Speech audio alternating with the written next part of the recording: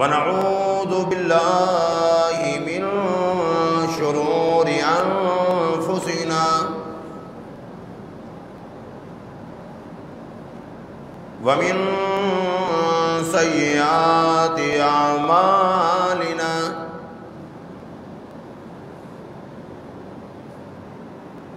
من يهده الله فلا مضل له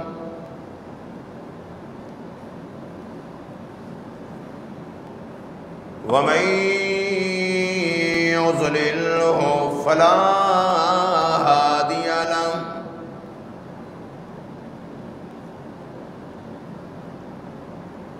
ونشهد أن لا إله إلا الله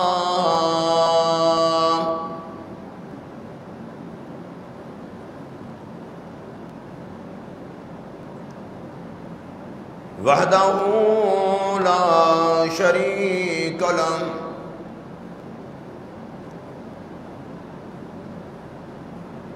لا شريك له ولا نذير له ولا مثال له ولا مثل له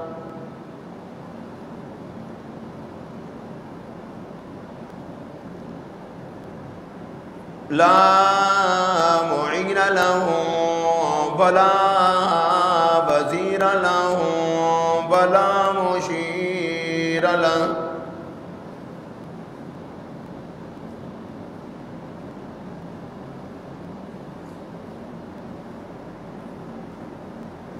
ونشهد أن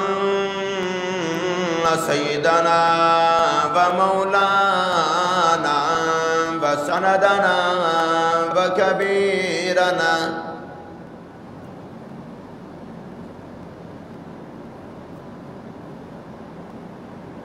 ونبينا وهادينا ومرشدنا محمدا عبده ورسوله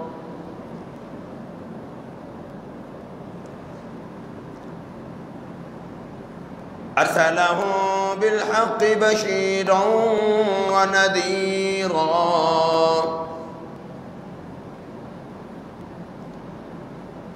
أما بعد فأعوذ بالله السميع العليم من الشيطان الرجيم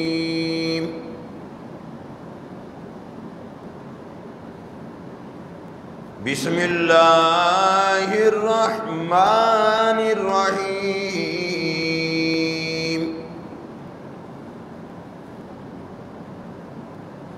ولنبلونكم بشيء من الخوف والجوع ونقص من الأموال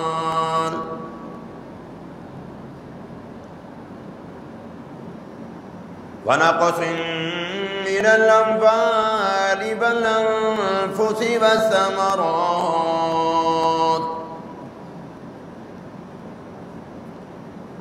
وبشر الصابرين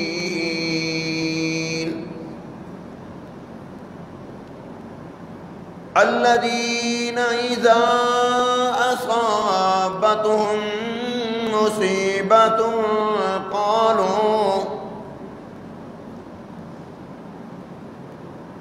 قالوا إنا لله وإنا إليه راجعون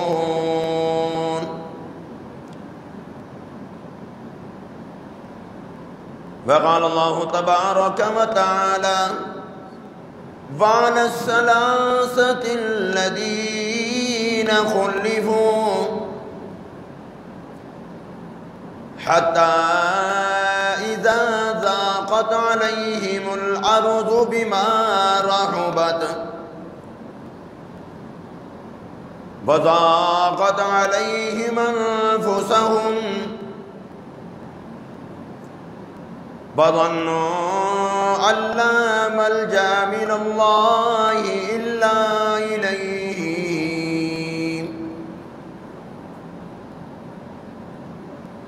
ثم تاب عليهم ليتوبوا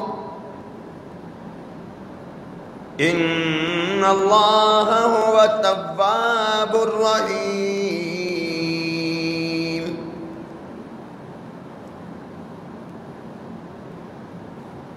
وقال النبی صلی اللہ تعالی علیہ وسلم اصحابی کالنجوم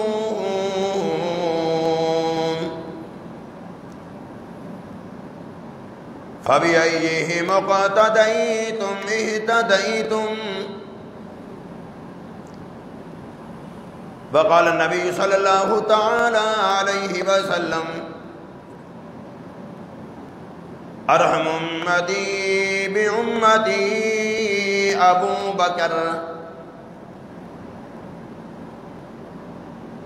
واشهدهم في امر الله عمر واصدقهم حيان عثمان واقضاهم علي رضوان اللہ تعالیٰ عنہم اجمعین۔ صدق اللہ العظیم وصدق رسولہ النبی الکریم ونحن على ذلك لمن الشاہدین والشاکرین والحمد للہ رب العالمین۔ درود شریف۔ اللہم صلی علی محمد وعلی آل محمد كما صليت على إبراهيم وعلى آل إبراهيم إنك حميد مجيد۔ اللهم بارك على محمد وعلى آل محمد كما باركت على إبراهيم وعلى آل ابراہیم انک حمید مجید۔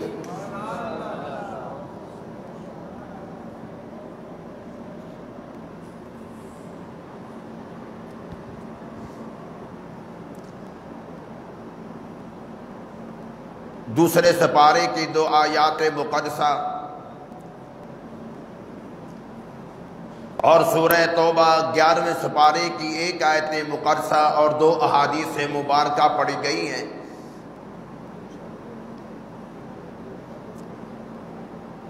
پروردگار عالم ان آیات مقدسہ کا ترجمہ اور تفسیر بیان کرنے کی توفیق عطا فرمائے اور بعد ادا ہم سب کو اس پر عمل کرنے کی توفیق عطا فرمائے۔ اس لیے کہ بات ساری کی ساری عمل کی ہوتی ہے۔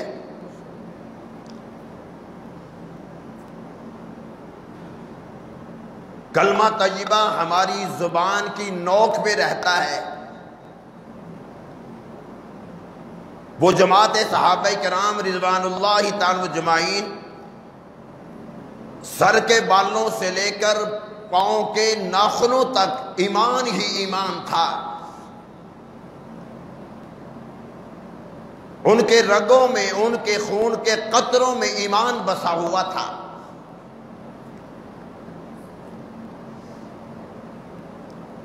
یہی وجہ تھی کہ ان پر بڑی بڑی آزمائشیں آئیں۔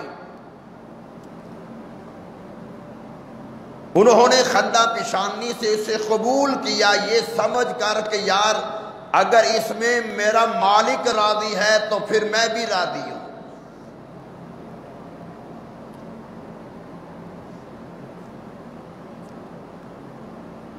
ارے اگر مالک ناراض ہے اور پھر وہ مالک بھی دکان کا مالک نہیں، پلازے کا مالک نہیں، شو روم کا مالک نہیں، وہ مالک مالک کائنات ہے اور اس کا محبوب شہنشاہ کائنات ہے۔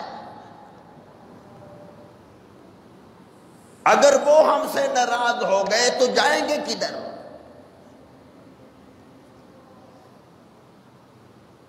ہمارے پلے کچھ نہیں بچتا۔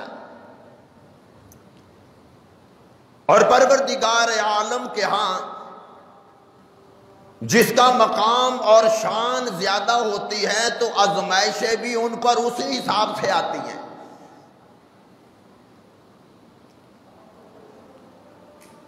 اگر ہمارے پلے ایمان نہیں تو ہماری آزمائشیں نہ ہونے کے برابر آتی ہیں، اور پھر میں یہ سمجھ بیٹھتا ہوں میں تو اللہ کو بڑا محبوب ہوں۔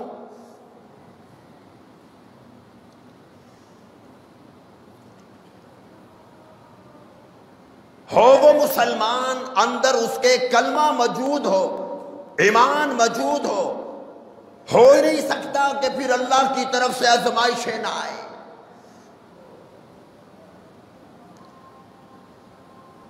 لیکن دعا کیا کرو الہ العالمین ہمیں آزمائشوں سے، امتحانات سے بچائیں۔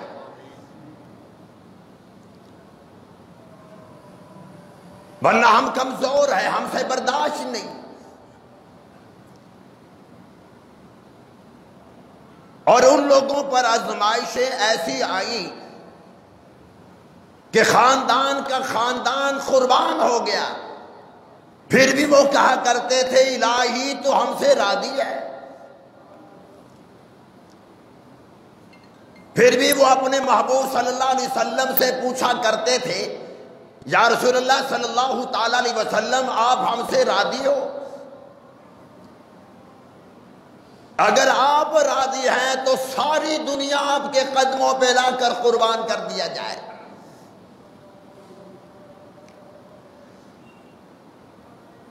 اس لیے کہ وہ جانتے تھے کہ آج ہمارے پاس کلمہ موجود ہے، ہم صحابہ کہلاتے ہیں، ہمارے تذکرے اللہ نے قرآن میں کیے، خدا ہمیں سلام کرتا ہے، یہ سارا کا سارا صدقہ سرکار دو عالم صلی اللہ علیہ وسلم کا ہے۔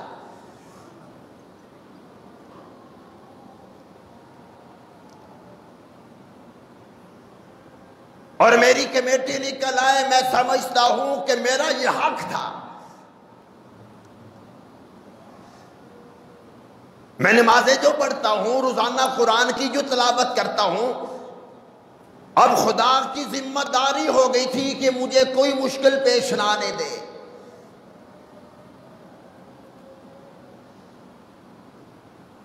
حالانکہ انبیاء کرام علیہ السلام سے کسی کا مقام، کسی کو شرف کو ایسا حاصل نہیں ہو سکتا جو حضرات انبیاء کرام علیہ السلام کو عطا خدا نے فرمایا تھا۔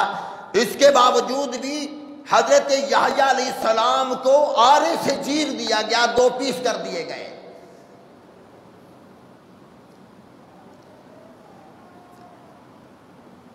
حضرت نوح علیہ السلام نے ایک دن نہیں، 1 سال نہیں، 950 سال مارے کھائی۔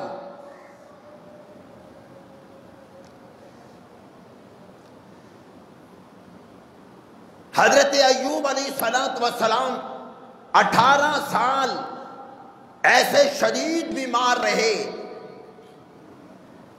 ارے ہم امرود خریدے، ہم کوئی پھل خریدے، ہمیں کیڑا نظر آ جائے، ہم دیوار پہ پٹخ کے مارتے ہیں۔ یہ وقت کا نبی، وقت کا پیغمبر ہے، حضرت ایوب علیہ السلام ہے۔ روایات میں آتا ہے کہ سارے بدن میں جسم کا کوئی حصہ ایسا نہیں تھا سوائے زبان کے کہ جس جسم کے حصے پہ کیڑے نہ پڑ گئے۔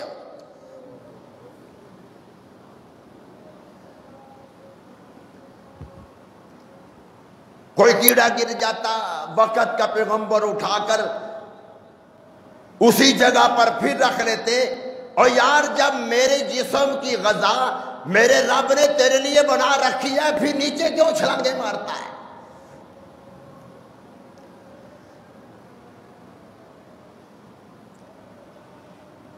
پھر بھی دعا فرما دی، نادى ربه انی مسنی الشیطان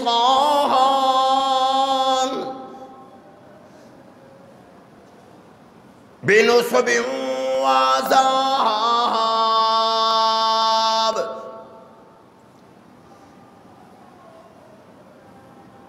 18 سال کے بعد ایوب علیہ السلام نے پھر بھی شفا کے لیے اپنے رب سے ہی التجا کی ہے۔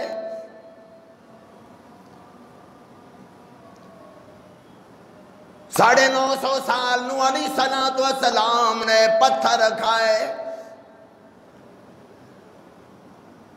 وقت کا نبی ہے، وقت کا پیغمبر ہے، مردوں نے مارا، عورتوں نے مارا، بچوں نے مارا۔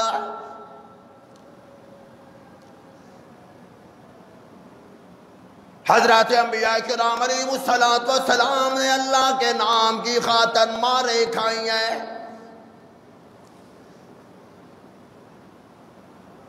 اتنی بڑی سخت آزمائش آ گئی، حضرت ایوب علیہ السلام کے بیوی رحمت کہنے لگی، ایوب علیہ السلام اب 18 سال ہو گئے، ایک لمحہ بھی ایسا نہیں، ایک سیکنڈ بھی ایسا نہیں ہے، ایک لمحہ بھی ایسا نہیں ہے جس میں ہم نے سکھ کا سانس لیا ہو۔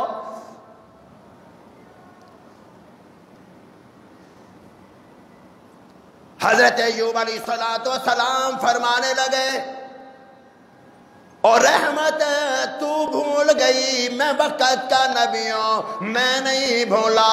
60 سال مجھے کوئی بیماری نہیں لگی، 60 سال میرے سر درد بھی کبھی نہیں ہوا، اب 18 سال ہو گئے بیماری میں، پھر کیا ہوا؟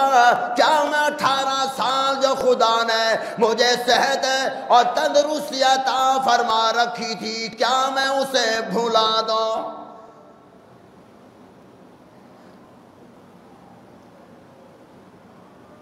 آزمائشیں آ رہی ہیں،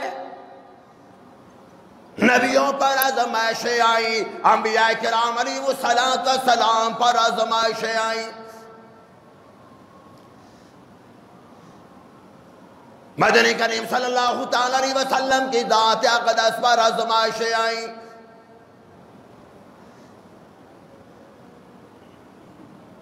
قرآن اعلان کر رہے ہیں وَلَنَبْلُوَنَّكُمْ بِشَيْءٍ مِّنَ الْخَوْفِ،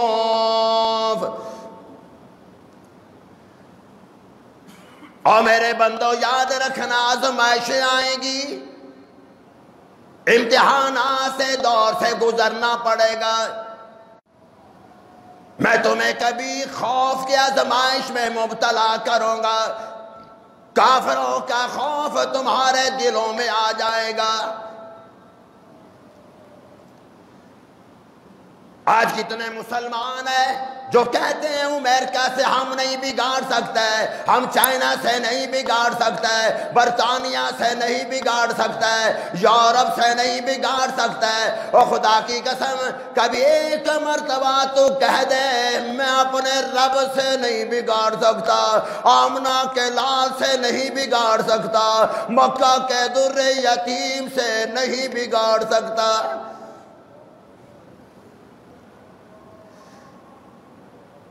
ساری دنیا جاتی ہے تو چلی جائے، میں اپنے محبوب سے نہیں بگاڑ سکتا۔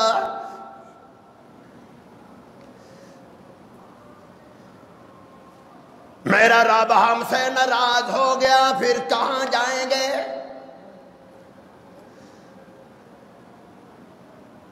دکان پہ کروڑوں کا مال موجود ہوگا، بینک بیلنس اربوں میں ہوگا، نئی نئی گاڑیوں کا ماڈل چینج کرے گا، ساری دنیا میں تیرا نام ہوگا، اگر ایمانی جذبہ موجود نہیں، دولت موجود ہے، پیسے موجود ہے، بیوی موجود ہے، بال بچے موجود ہیں، پلازوں کا مالک ہو، مارکیٹ کا مالک بن گیا ہے، لیکن فرمایا او میرے بندے میں تم سے سکون چھین لوں گا، چین نہیں آئے گا، رات کو چین نہیں، دن کو چین نہیں، ساری دنیا کی دولت جمع کر لے، تمہیں چین سکون نصیب نہیں کر سکتے۔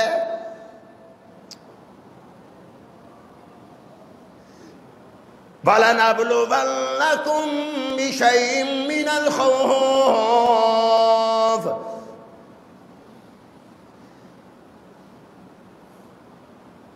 خوف کی آزمائش ہے، طرح طرح کی آزمائشیں آئیں گی۔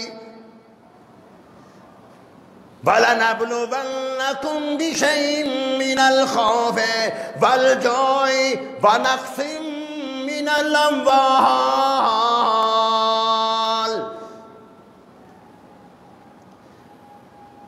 فرمایا کہ بھوک کی آزمائش ہے، بھوک لگی ہوئی ہے، تیرے دسترخوان پر 20 کھانے موجود ہے، مرغن کھانے موجود ہے، دسترخوان سجا ہوا ہے، طرح طرح کی مشروبات موجود ہے، طرح طرح کے کھانے موجود ہے، لیکن دل بھی کر رہا ہے اٹھا کر کھانے لگا، فوراً خیال آ جاتا ہے میرے ڈاکٹر نے مجھے منع کر رکھا ہے، میرے حکیم نے مجھے منع کر رکھا ہے، اگر یہ کھائے گا شوگر ہائی ہو جائے گی، اگر یہ کھائے گا بلڈ پریشر تیرا ہائی ہو جائے گا، اگر یہ کھائے گا تجھے ہارٹ کا مرض لاحق ہو سکتا ہے۔ اور میرے بندے کتنی بڑی آزمائش ہے، ارب پتی تو انسان ہے، طرح طرح کے کھانے موجود ہے، لیکن ایک لقمہ بھی کھانے کی توفیق نہیں۔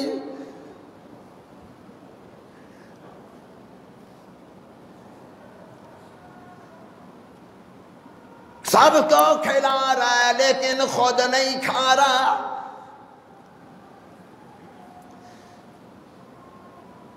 دوستوں کی دعوت کر رکھی ہے، سب کو دعوت دے رہا ہے کھاؤ، لیکن خود نہیں کھا سکتا۔ فَلَنَبْلُوَنَّكُمْ بِشَيْءٍ مِّنَ الْخَوْفِ وَالْجُوعِ وَنَقْصٍ مِّنَ الْأَمْوَالِ۔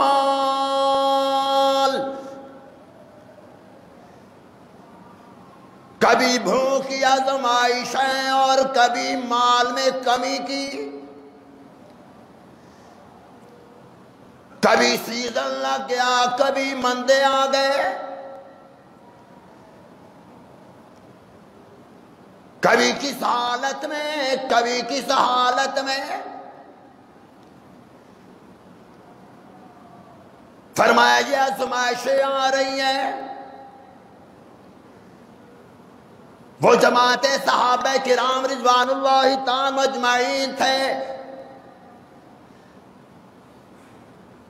مال آیا، مال چلا گیا، کم آیا زیادہ آیا، کبھی فکر نہ کی، صرف ایک ہی فکر تھی نبی کی محبت نہ جائے، نبی کا دامن نہ جائے، سرکار دو عالم صلی اللہ تعالی علیہ وسلم کی محبت دل سے نہ نکلے۔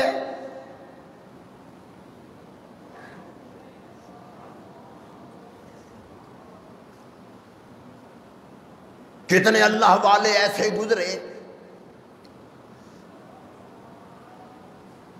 پہننے کے لیے صحیح کپڑا بھی نہیں، پاؤں میں صحیح جوتا بھی نہیں، لیکن خدا کی قسم وہ اللہ کے بن گئے تھے، اللہ ان کا بن گیا تھا۔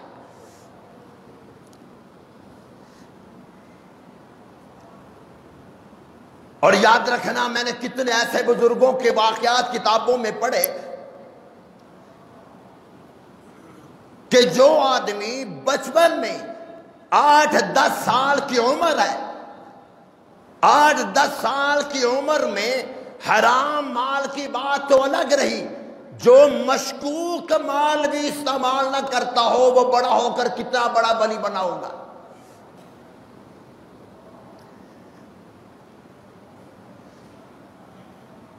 حضرت مولانا محمد جمشید رحمت اللہ علیہ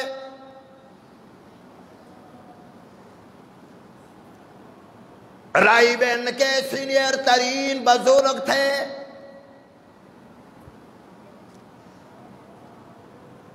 حضرت مولانا محمد جمشید رحمت اللہ فرمانے لگے میری جب عمر 8-10 سال کی تھی، گھر میں نئی چیز دیکھ لیتا، کوئی کھانے پینے کی نئی چیز دیکھ لیتا، کوئی گھر میں کھانے کے علاوہ بھی کوئی نئی چیز دیکھ لیتا، میں اسے استعمال نہ کرتا جب تک تصدیق نہ کر لیتا یہ کہاں سے آیا۔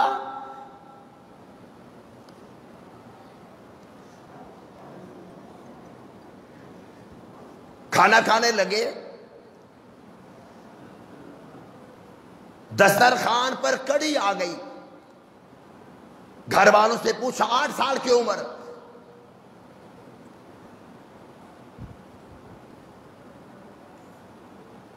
یہ کڑی گھر میں تو نہیں پکی،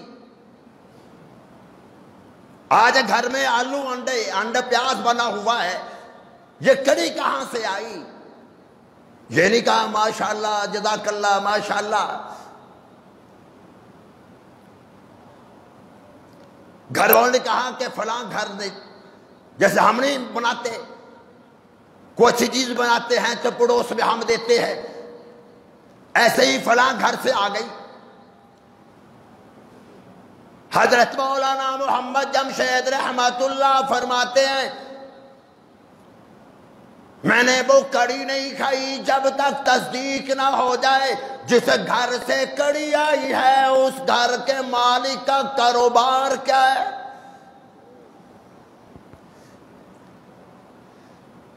اس کا بزنس کیا ہے، کاروبار کیا ہے، وہ کرتا کیا ہے۔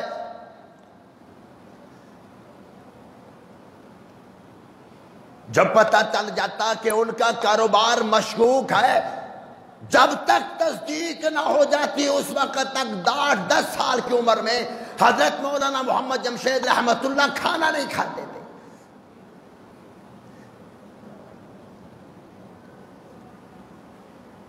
پھر اللہ نے وہ مقام دے دیا، مولانا جمشید بن گئے، پھر وہ مقام ملا، 7-8 مرتبہ سرکار کا دیدار ہوا۔ ارے حرام کھانے والے، سود کھانے والے، حرام کھلانے والے، حرام مال جمع کرنے والے، بچوں کو حرام کھلانے والے، ارے تمہیں تو گلوکار ہی خواب میں آ سکتے ہیں، اللہ کا ولی خواب نہیں آتا کہ جائے کہ آمنہ کا لال آ جائے۔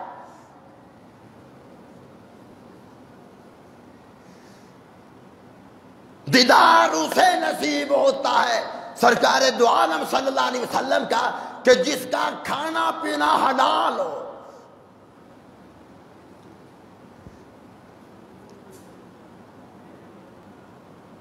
حرام کھانے والا اس کو دیدار محمد ہو جائے صلی اللہ تعالی علیہ وسلم۔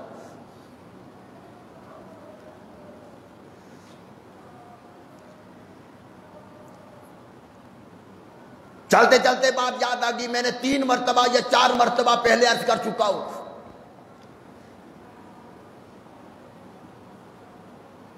اور میرے خیال میں واقعہ بھی نہیں کہا حضرت مولانا محمد جمشید رحمت اللہ کا۔ دوستوں کو یاد ہوگا میں نے عرض کیا تھا خطیب اسلام حضرت مولانا عبدالشکور دین پوری، یار کیا کہنا چاہیے ذرا اونچی آواز سے کہہ دو، وہ تو بیچارے فوت ہو گئے، ایسا نہ کہو وہ تم سے قرض لینے نہیں آئیں گے۔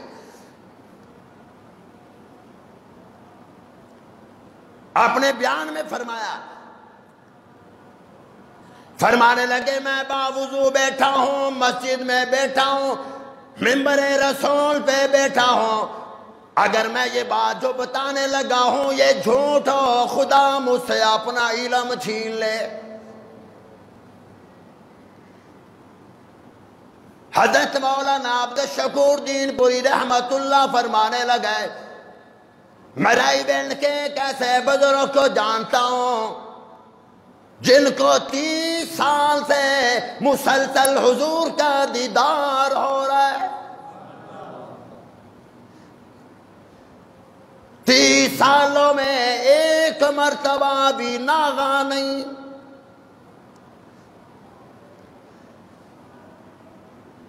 اور مسلمانوں وہ انسان کتنا خوش قسمت انسان ہوگا، وہ کتنا بڑا ولی ہوگا، وہ کتنا بڑا عالم ہوگا، وہ کتنا بڑا اللہ والا کتنا بڑا ہوگا۔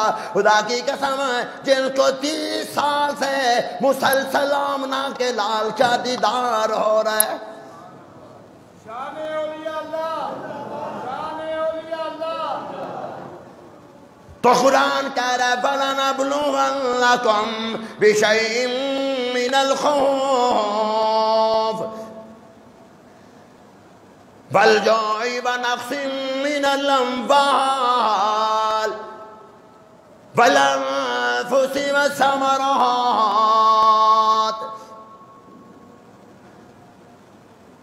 میں تمہیں آزماؤں گا۔ کبھی کیسی آزمائشیں آئیں گی، کبھی کس طرح کی آزمائشیں آئیں گی۔ جو آزمائشوں پر پورا اترے، صبر کا مظاہرہ کرے، وابیلا نہ کرے، چیخ و پکار نہ کرے، بڑے سے بڑا صدمہ کیوں نہ آ جائے، بڑے بڑا دکھ کیوں نہ آ جائے، بڑی بڑی تکلیف کیوں نہ آ جائے، فرمایا کہ صبر کا مظاہرہ کرو۔ فرمایا الذین اذا اصابتهم مصیبہ قالوا انا للہ وانا الیہ راجعون۔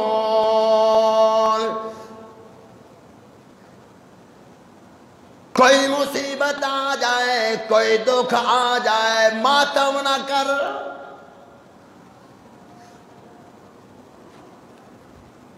اپنے کپڑے نہ پھاڑ،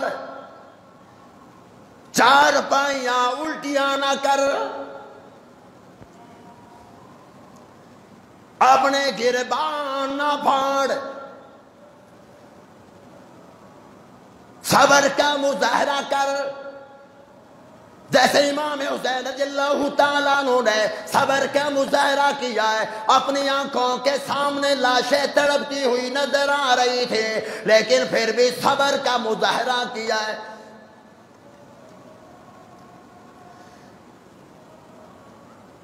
ایک دن آئے گا پروردگار عالم آزمائشوں امتحانوں پر پورا اترنے کی وجہ ہے، پروردگار عالم تمہارے لیے آسانیاں پیدا فرما دیں گے۔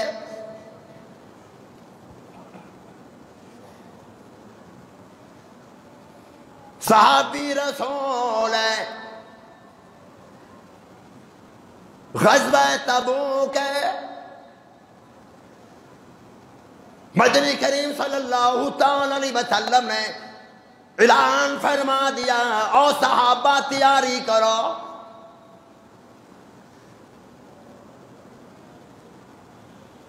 مختصراً یہ کہ تیاری ہو گئی، قافلے چل پڑے۔ 3 صحابہ کرام جو مالدار تھے، پیسے والے تھے، سواریاں بھی بڑی اچھی تیز سواریاں تھی، گھوڑے تھے،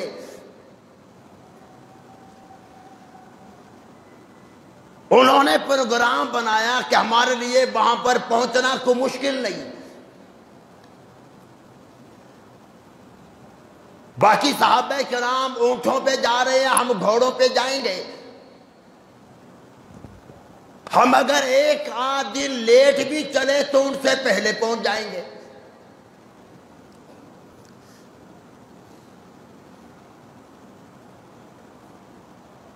بس وہ چلتے چلتے پروگرام ایسا بنا، انکار نہیں ہوا، یہ نہیں کہ ہم نبی کا حکم نہیں مانیں گے، ہو صحابہ ہو صحابی اور حکم نبی کا نہ مانے۔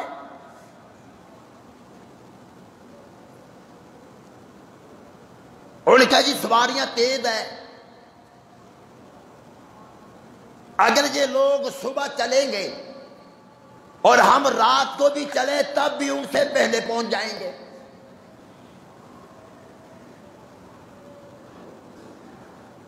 تیاری مکمل تھی،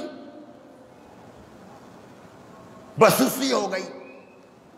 جیسے اگر ہم پروگرام بنائے کہ چلو عصر کی نماز جماعت سے نہ پڑھیں، گھر میں پڑھ لیتے، مہمان آ گئے، اب نماز پڑھنے کا پروگرام ہے، ارادہ بھی ہے،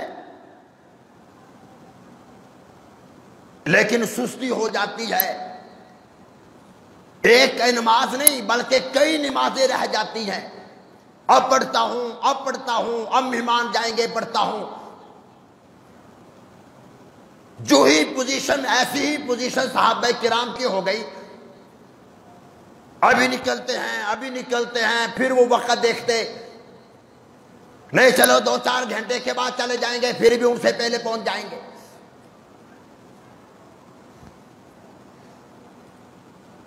بس پروگرام جو بنا رکھا تھا وہ پایا تکمیل تک نہ پہنچا سکے، حتیٰ کہ حضور صلی اللہ علیہ وسلم واپس بھی آ گئے۔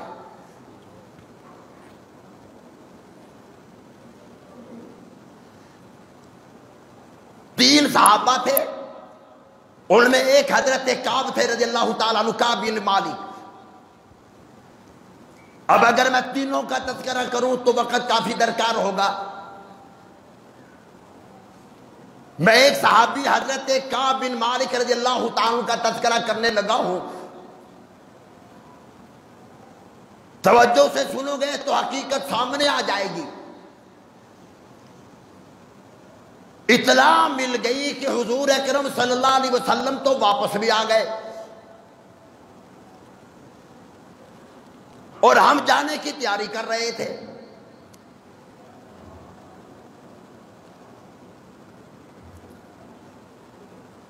مسجد نبی میں مدنی کریم صلی اللہ تعالی علیہ وسلم تشریف فرمائے۔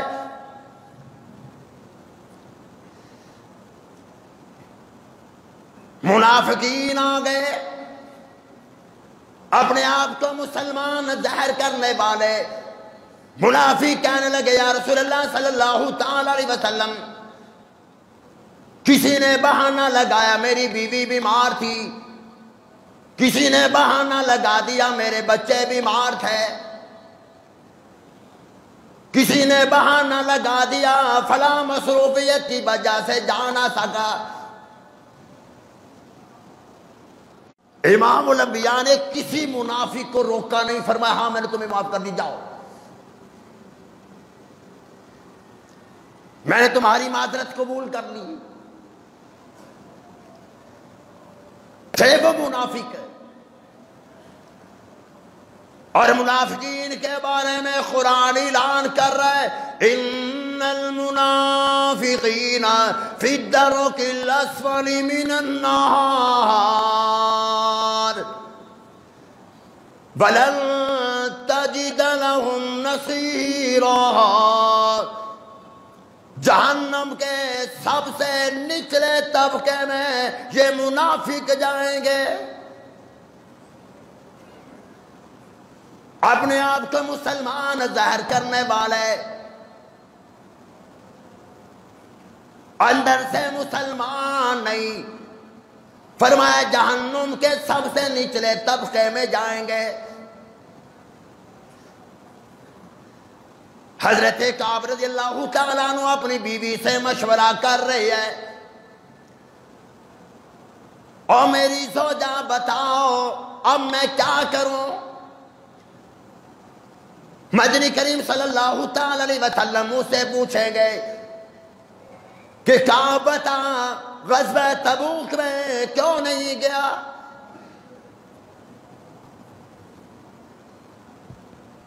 وہ بھی بیوی تھی صحابی کی، خامد صحابی ہے اور بیوی صحابیہ ہے۔ کہنے لگی ایک تو پہنچ نہیں سکے،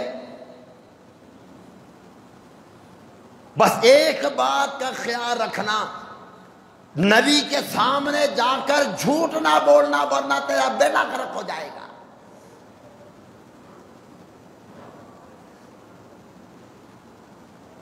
ہم جیسے گھر کا ماحول ہوتا، طرح طرح کی پٹیاں پڑھائی جاتی، بس کہہ دینا تھے مجبوری تھی، کہہ دینا جی میری بیوی ہسپتال میں تھی، بس کہہ دینا فلاں عذر تھا فلاں عذر تھا. صحابیہ کہنے لگی خیال رکھنا نبی کے سامنے جا کر جھوٹ بولنا ایمان سے ہاتھ دھو بیٹھو گے.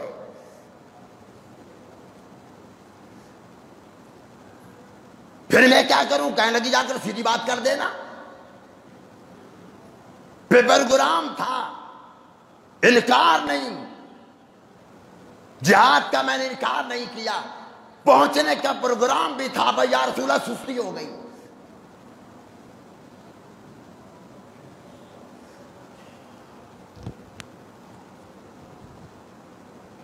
لیکن صحابی فرماتے ہیں میرے دل میں بار بار خیال آ رہا تھا کہ اگر میرے نبی نے مجھے معاف نہ کیا پھر کیا ہوگا.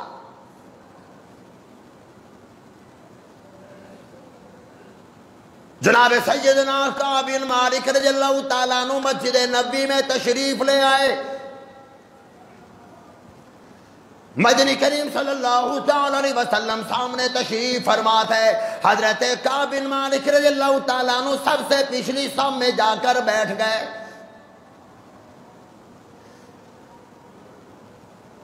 مجھ پر قیامت ٹوٹ پڑی جب حضور نے اشارہ کر کے مجھے پاس بلا لیا.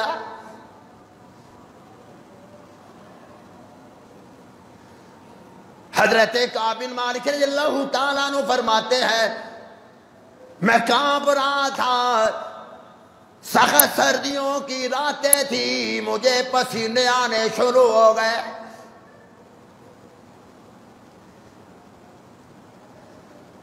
مدنی کریم صلی اللہ تعالیٰ علیہ وسلم نے حضرت کعب بن مالک رضی اللہ تعالیٰ عنہ کو قریب بلا لیا. فرمایا کعب بتا تو نے میرا اعلان سنا تھا کہ نہیں؟ یہ نہیں کہا یا رسول اللہ صلی اللہ تعالیٰ علیہ وسلم مجھے پتہ نہیں چلا. حضرت کعب فرمانے لگے میں جھوٹ نہیں بول سکا، میں جانتا تھا نبوت کی زبان سے ایک مرتبہ نہیں، میں نے کئی مرتبہ سن رکھا تھا. مدنی کریم صلی اللہ تعالیٰ علیہ وسلم نے ارشاد فرمایا جب انسان جھوٹ بولتا ہے اس کے منہ سے ایسی بدبو نکلتی ہے اللہ کے رحمت والے فرشتے اس سے 1 میل دور بھاگ جاتے ہیں.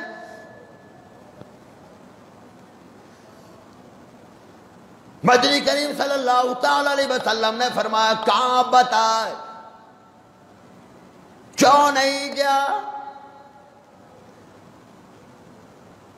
تبوک کے مقام پر میں تیرا انتظار کرتا رہا.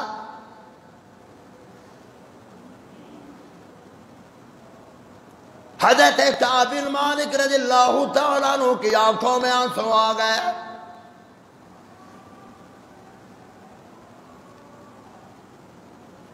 یا رسول اللہ صلی اللہ تعالیٰ علیہ وسلم، یہاں پر بات ذہن میں رکھنا، یہ بھی نہیں کہا ایک ہی جہاد میں لیٹ ہوا ہوں، یا رسول اللہ بدر میں نہیں پہنچا، احد میں نہیں پہنچا، فلاں جنگ میں نہیں پہنچا. صحابی رسول نے کسی جہاد کا، کسی میدان جنگ کا، بدر کا، احد کا، کسی اور میدان جنگ کا ذکر نہیں کیا. مدنی کریم صلی اللہ تعالی علیہ وسلم نے جب پوچھا کیوں نہیں گئے؟ اللہ اکبر. صحابہ فرماتے ہیں حضور کی کلام میں رعب ہوتا تھا.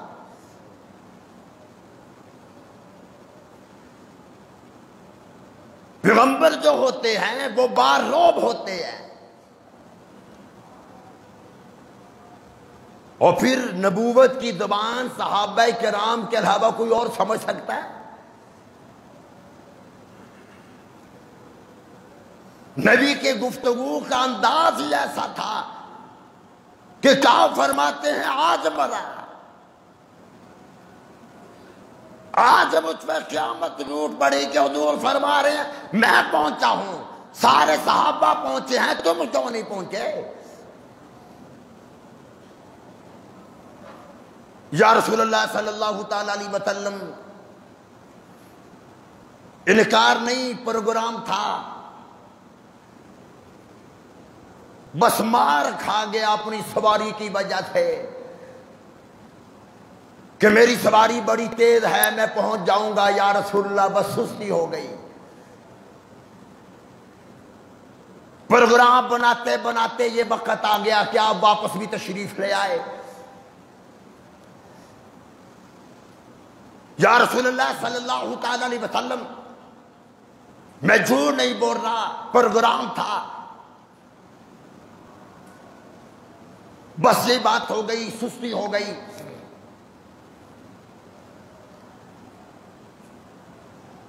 جو بچہ زیادہ قابل ہو وہ سبق میں ایک اٹرنگ بھی ہو جائے، استاد برداشت نہیں کرتا کہ یار تو پڑھنے والا بچہ ہے، ایک اٹکن تیری کیوں ہے؟ اس کا مطلب یہ ہے تو نے صحیح پڑھا ہی نہیں۔ سارے صحابہ قابل ترین صحابہ تھے، ساری دنیا سے، اربوں انسانوں سے، کھربوں انسانوں سے پروردگار عالم نے چن چن کر 1,44,000 صحابہ کرام ہیرے خدا نے اپنے محبوب کو عطا فرمائے۔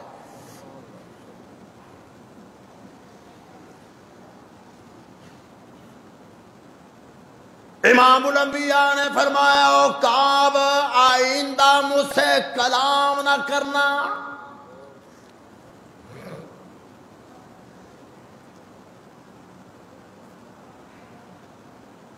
حضرت کعب فرماتے ہیں مجھ پر قیامت ٹوٹ پڑی، مدنی کریم صلی اللہ تعالی علیہ وسلم نے فرما دیا مجھ سے کلام نہ کرنا۔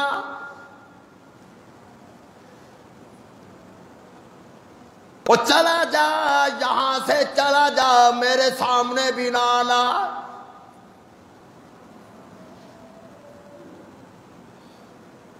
حضرت کعب فرماتے ہیں فوراً سوچ میں پڑ گیا اب کہاں جاؤں۔ اگلا اعلان امام الانبیاء نے فرما دیا، او صحابہ کرام، او ابو بکر صدیق، او عمر، او عثمان، او علی، او طلحہ، زبیر، او سعد ابن ابی وقاص، او صحابہ کرام، آئندہ کعب بن مالک سے کسی نے بات نہیں کرنی۔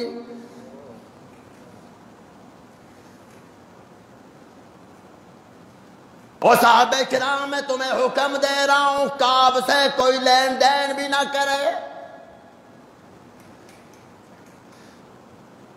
کعب بن مالک سے کوئی رشتے ناتے بھی نہ جوڑے۔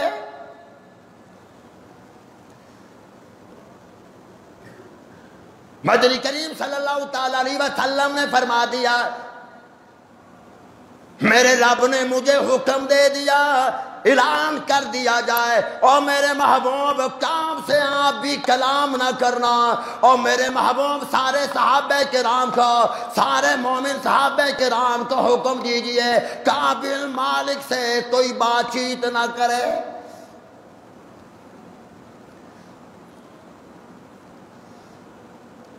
جناب سیدنا کعب بن مالک رضی اللہ تعالیٰ عنہ فرماتے ہیں میں روتے روتے مسجد سے باہر آ گیا،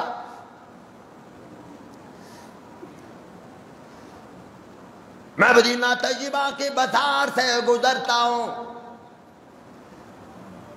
مدینہ طیبہ کے تاجروں نے منہ پھیر لیا،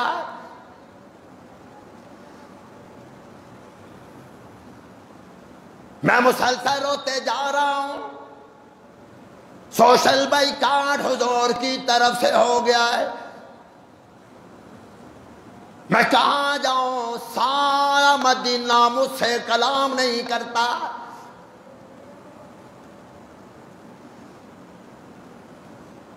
صحابی نے یہی نہیں سوچا کہ چلو بائیکاٹ ہو گیا، چلو اب تو مجھے نمازیں معاف ہے نا، اب مجھے کیا ضرورت ہے مسجد میں جانے کی۔ حضرت کعب فرماتے ہیں نبوت کے اعلان کے بعد بھی میری ایک نماز بھی قضا نہیں ہوئی،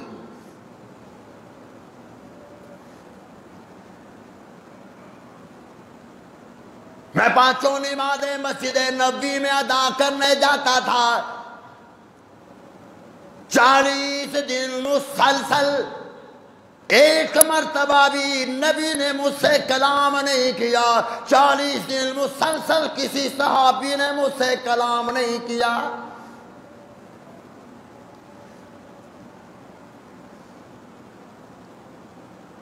جناب سیدنا ابو قتادہ رضی اللہ تعالیٰ عنہ حضرت کعب کے قدم لگتے ہیں، ابو قتادہ کی خدمت میں چلے گئے۔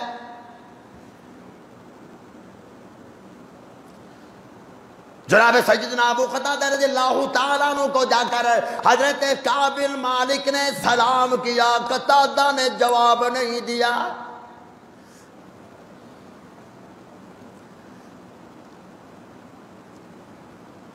صحابی فرماتے ہیں جب مسجد میں آتا تھا، جہاں تک فرمایا کہ میں پچھلی صف میں تھا، حضور نماز پڑھ رہے تھے، سب جب صلی اللہ تعالیٰ علیہ وسلم،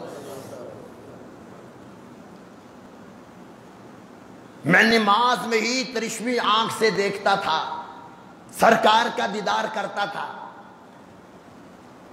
سلام پھیر کر حضور جب صحابہ کرام کی طرف چہرہ انور کر لیتے تو میں ترشوی آنکھ سے حضور کی طرف دیکھتا تھا، اور کئی مرتبہ ایسا ہوا جب میں نے ترشوی آنکھ سے حضور کی طرف دیکھا تو حضور میری طرف دیکھ رہے تھے۔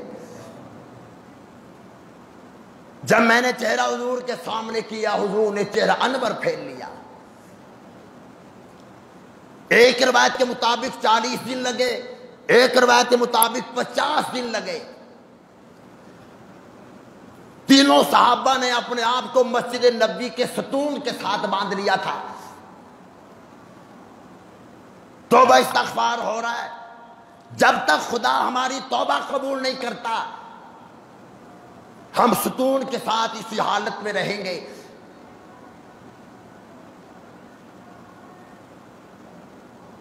جب ایسا موقع آ جائے، خدا نخواستہ ایسی اسٹیج آ جائے،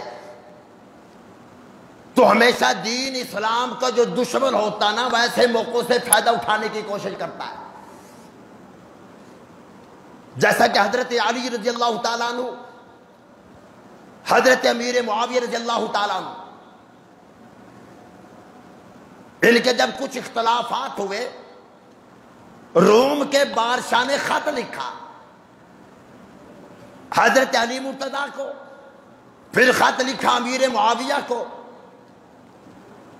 کہ مجھے پتہ چلا ہے کہ آپ کے تعلقات اچھے نہیں رہے،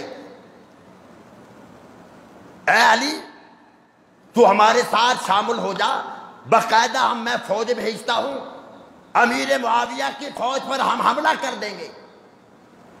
یہی خط امیر معاویہ کے پاس آیا، شیر خدا نے اعلان کر دیا اور روم کے بادشاہ کو خط کا جواب بھیج دیا، فرمانے لگے ہماری گھر کی بات ہے، گھر کا مسئلہ ہے، اگر تو نے مدینہ طیبہ پر حملہ کیا، علی فرمانے لگے امیر معاویہ کا میں سپاہی بن کر تیرے ساتھ مقابلہ کروں گا۔ ایسے ہی جواب امیر معاویہ رضی اللہ تعالیٰ عنہ نے دیا تھا، اگر تو نے حملہ کیا میں علی کا سپاہی بن کر تیرے ساتھ لڑوں گا۔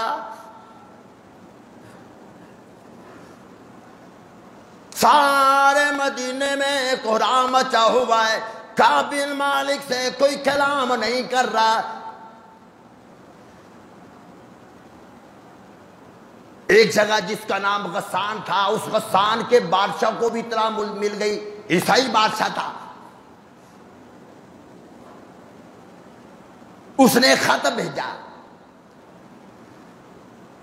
حضرت کعب بن مالک رضی اللہ تعالیٰ عنہ کے نام قاصد خط لے کر آیا۔ کعب بن مالک نے وہ خط کھولا، خط میں لکھا ہوا تھا غسان کے بادشاہ کی طرف سے خط تھا، مجھے اطلاع ملی ہے کہ آپ کا نبی آپ سے ناراض ہے، اطلاع ملی ہے تیرا سوشل بائیکاٹ کر دیا گیا،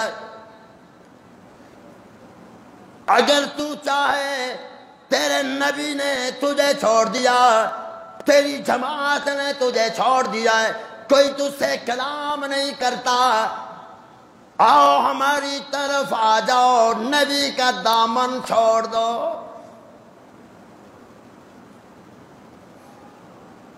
ایسی زندگی کا کیا فائدہ جس میں نبی تم سے کلام نہ کرے، تمہارے یار تم سے کلام نہ کرے۔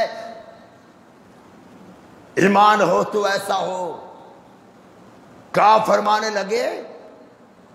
او ظالم جواب دے جا، او ظالم میرا نبی مجھ سے کلام نہیں کرتا، یہ قیامت مجھ پر ٹوٹ پڑی ہے، لیکن ظالم پانچوں وقت مسجد نبی میں جا کر نماز ادا کرتا ہوں، کلام نہیں ہوتی، دیدار محمد تو ہو جاتا ہے۔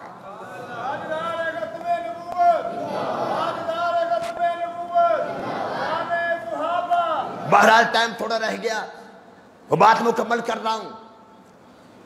گھر کے باہر کھڑے تھے کعب بن مالک، صحابی آ گئے، مجھے حضور صلی اللہ علیہ وسلم نے بھیجا ہے، خوش ہو گئے، فوراً پوچھا کس لیے؟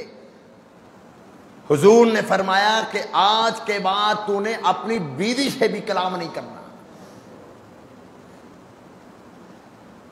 میں تیری بیوی کو حکم دے رہا ہوں کہ اپنے میاں سے کلام نہیں کرنا۔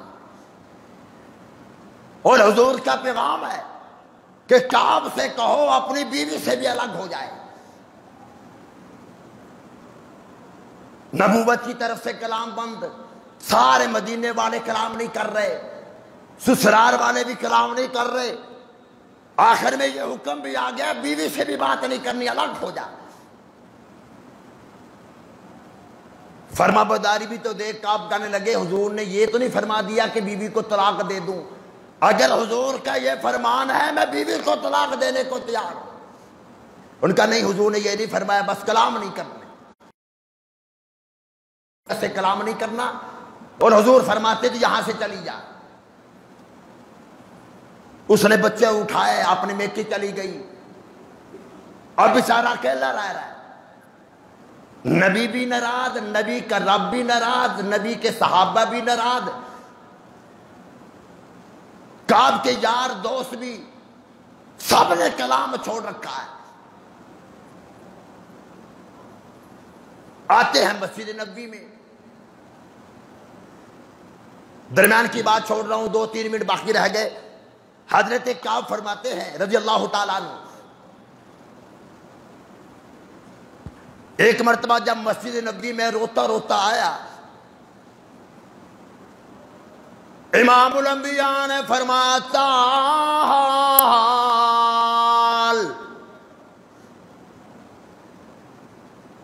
اور کعب بن مالک آ میرے قریب آ جا، میں قریب ہوا ہوں ڈرتے ڈرتے، مجھے ڈر لگ رہا تھا کہ حضور یہ نہ فرما دے میرا مدینہ چھوڑ دے، میں قریب چلا گیا، امام الانبیاء نے فرمایا اور قریب ہو جا، اور قریب ہو گئے۔ امام الانبیاء نے فرمایا کعب بن مالک، لگتا ہے 50 دنوں میں ایک لمحہ بھی تیرا ایسا نہیں گزرا جس میں تو نے اپنے رب کا دروازہ نہ کھٹکھٹایا ہو۔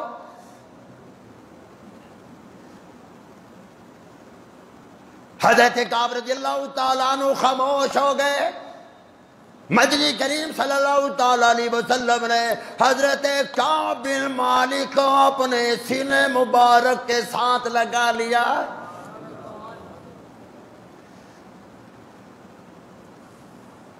ادھر 2 دوسرے صحابہ کرام ہیں، ان کو بھی بلا لیا گیا۔ مدنی کریم صلی اللہ تعالیٰ علیہ وسلم نے حضرت کعب رضی اللہ تعالیٰ عنہ کو سینے مبارک کے ساتھ لگا رکھا ہے، فرمایا کعب بن مالک تجھے مبارکباد دیتا ہوں۔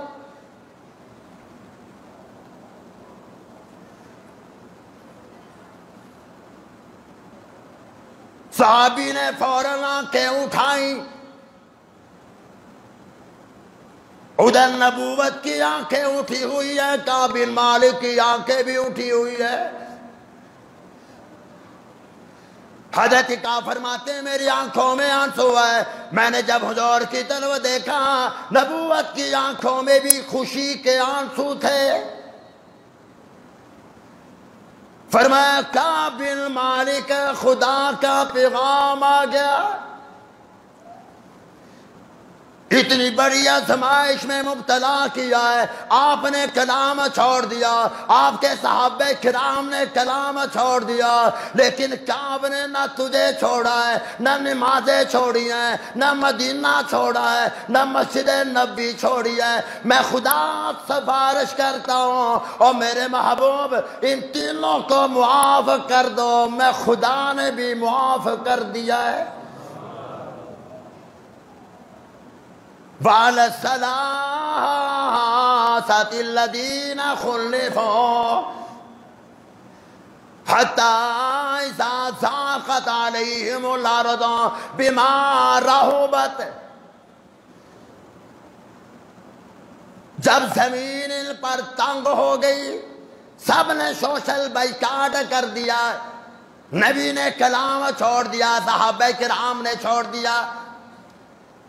ثم تاب علیہم لیتوبوا، یہ توبہ کرتے رہے، میں خدا نے ان کی توبہ کو قبول کر لیا۔ کیسے لوگ تھے، غلطی ہو گئی، معافی پھر ایسی ملی کہ خدا سفارش کر رہا ہے اپنے محبوب سے، محبوب معاف کر دے، میں خدا نے بھی معاف کر دیا۔ دعا فرمائے اللہ العالمین عمل کی توفیق عطا فرمائے۔ وآخر دعوانا الحمدللہ رب العالمین۔ درس قرآن www.darsequran.com